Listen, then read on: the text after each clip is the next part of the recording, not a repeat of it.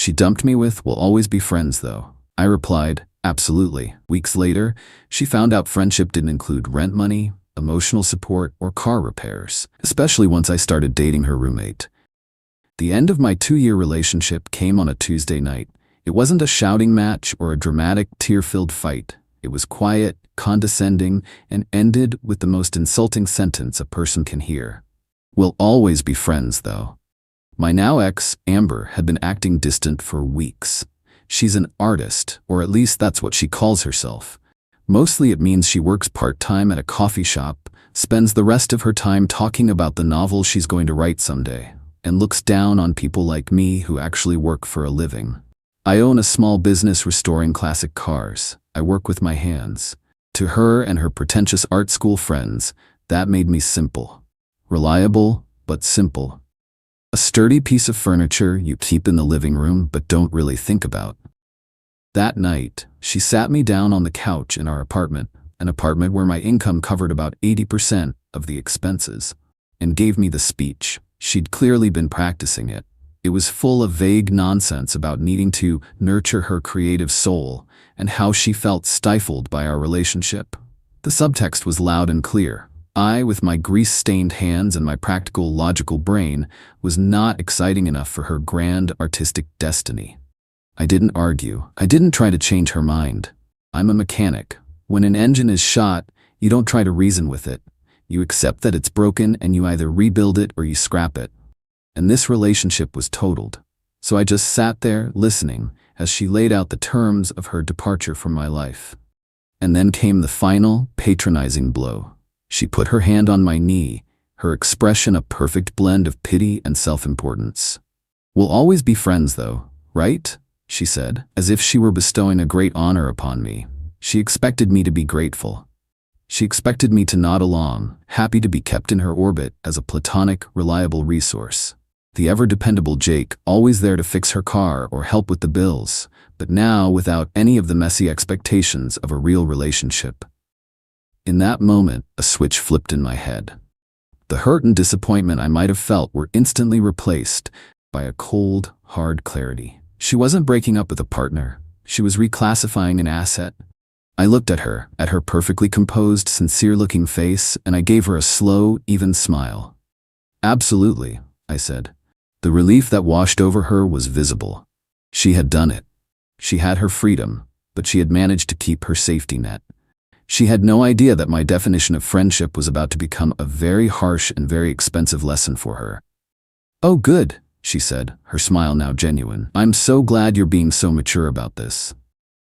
"Of course," I said, standing up from the couch. "That's what friends are for. So, as your new friend, let me give you some friendly advice. You should start looking for a roommate to cover my portion of the rent, because I'll be moving out this weekend. My friendship is free, but my share of the bills is not." The smile on her face didn't just fade. It shattered. "What? You're moving out? But you can't. Where am I supposed to go?" "I'm not sure," I said, walking towards the bedroom to start packing. "But I'm sure a resourceful artist like you will figure it out. Friends believe in each other, right?" Update 1. The concept of me actually leaving was something Amber's brain simply could not compute. For the next hour, she followed me from room to room as I started gathering my things, her arguments escalating from confusion to panic to outright rage. "You can't just abandon me here," she said, as I started pulling my clothes out of the closet we shared. "The lease is in both our names. You're legally responsible." "You're right," I said, not breaking my rhythm. "We are both legally responsible, which is why I will continue to pay my half of the rent until the end of this month. That gives you about 3.5 weeks to find a new roommate to take over my spot. Or we can break the lease together, which comes with a $2,000 penalty that we would split. I'm comfortable with either option. The choice is yours." The mention of a $1,000 penalty, a sum she absolutely did not have, sent a fresh wave of panic across her face. Her part-time job was for what she called inspiration money, enough to cover her daily coffee and art supplies. I was the one who handled the actual cost of living. "I can't afford that. And I can't find a roommate in 3 weeks. You have to stay, Jake, at least until the lease is up in 6 months. It's the decent thing to do. We're friends, remember?" Friends don't force friends to live in an awkward, emotionally charged environment, I said, pausing to look at her. That would be unhealthy. As your friend, I'm giving you the space you need to find yourself. And I'm taking my space too. It was at that moment that our third roommate, Maya, came home. Maya was a veterinary technician who rented the apartment's small second bedroom. She was quiet, worked insane hours, and generally tried to stay as far away from Amber's constant low-grade drama as possible. She walked in, took one look at my open suitcase and Amber's tear-streaked, furious face, and just sighed. "Don't tell me," she said, her voice weary. "Her car broke down again?" "Worse," Amber wailed, turning to her for support. "He's leaving me. He's moving out." Maya's eyes met mine over Amber's head. I just gave a small, tired shrug. "We broke up," I explained. "I'm getting my things. I'm paid up through the end of the month. After that, you'll have a new roommate." Maya's expression was unreadable, but she gave a slow, deliberate nod. "Okay," she said. Then, without another word, she disappeared into her room and closed the door. She was a professional at non-engagement. Amber, deprived of an ally, spent the rest of the weekend trying every manipulation tactic in the book. She cried. She reminisced about our first date. She accused me of being a cold, heartless monster. I didn't take the bait. I just kept packing. My responses always filtered through the new, infuriatingly unhelpful lens of our friendship. "You're really just going to throw away 2 years of memories?" she'd cry.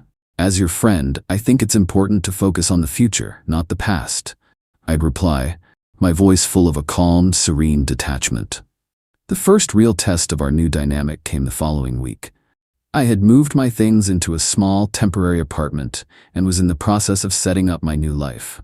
I got a call from her on a Tuesday night. "Jake, thank God you answered," she said, her voice a frantic whisper. "The power just went out, and the internet is down. You have to come over and fix it." "Did you check the breaker box?" I asked. "The what?" "I don't know anything about that. You always just handled it." "The breaker box is in the utility closet in the hallway," I explained patiently. "It's probably just a tripped switch. You just need to find the one that's out of line and flip it back." "I'm not doing that. It's dark and I'm scared. What if I get electrocuted?"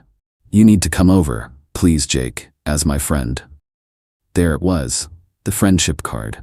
I took a deep breath. "Amber, as your friend, I'm concerned for your safety. But I'm 2 towns away. It would take me an hour to get there. The fastest solution is for you to call the emergency maintenance number for the apartment building. That's what it's for. They have someone on call 24/7. Their number is on the fridge." There was a moment of stunned silence on the other end of the line. She was so used to me being her personal on-call handyman that the idea of using a normal, conventional solution had never even occurred to her. "But they'll charge for that, won't they?" she asked, her voice small. "They might," I said.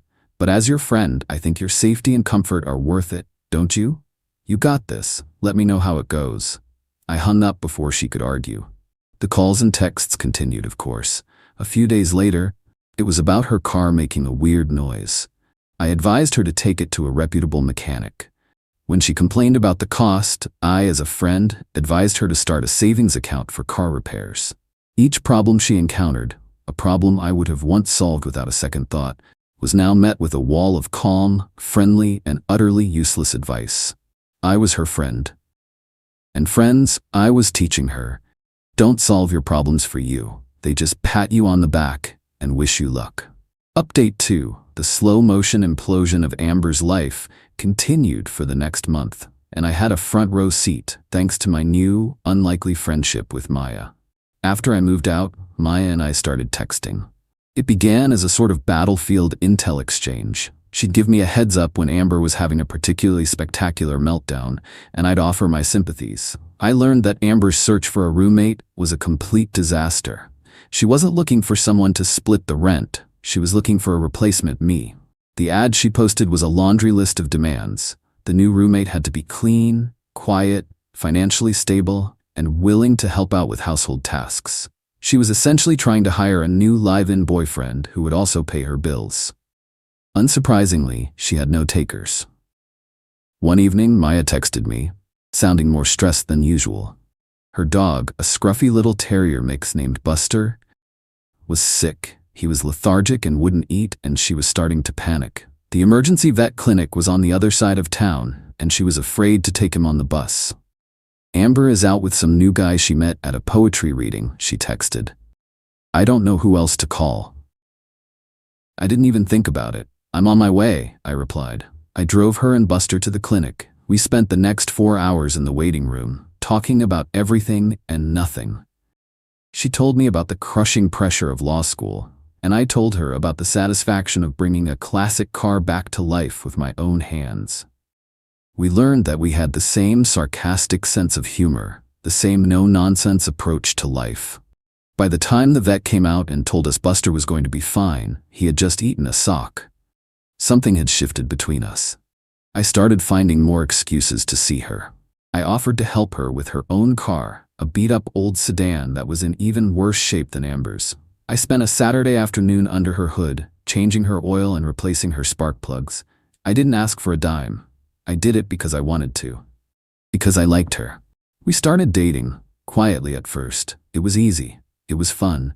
There was no drama, no manipulation, just two people who genuinely enjoyed each other's company. We kept it to ourselves. We knew that if Amber found out, it would trigger a Category 5 hurricane of drama. The inevitable confrontation came about 2 months after my breakup with Amber.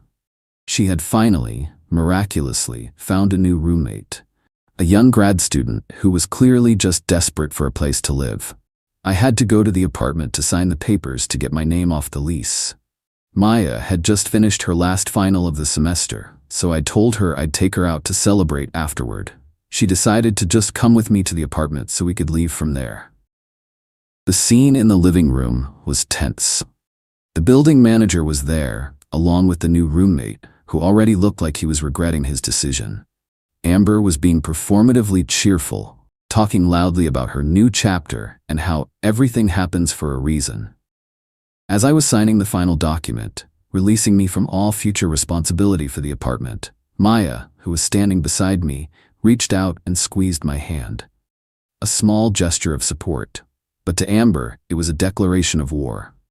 Her eyes, which had been darting around the room with a manic, false energy, landed on our intertwined hands. The fake smile on her face froze, then cracked.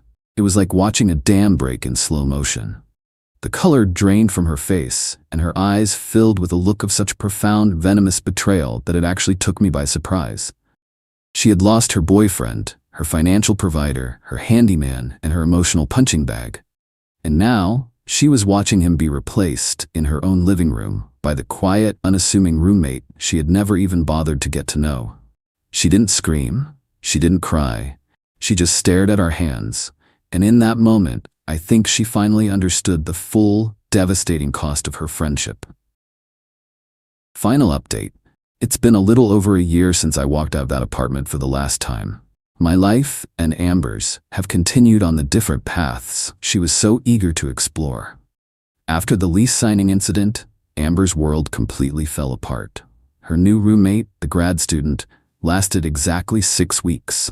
He moved out in the middle of the night, leaving a note that said he would rather live in his car than spend another day in that apartment.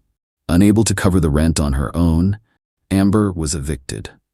The last Maya heard, she had been forced to move back in with her parents in a small town 3 hours away. Her grand, artistic life in the city was over. Her journey of self-discovery had led her right back to her childhood bedroom. Her attempts to launch a smear campaign against me and Maya failed miserably. She had alienated too many people. Everyone knew she had been the one to end our relationship. Her narrative of being the betrayed, heartbroken victim had no audience. As for me, my life has never been better. Maya and I are now living together in a small house I bought on the other side of town, a place with a big yard for Buster and a 2-car garage for my projects.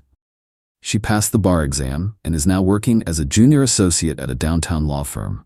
We are a team, a true partnership. We split the bills, we share the chores, and we support each other's ambitions without a hint of resentment or competition. It's the easiest, most natural relationship I've ever been in. My revenge was never a big, dramatic plan. It was just a quiet, consistent refusal to play her game. She wanted to be friends? Fine.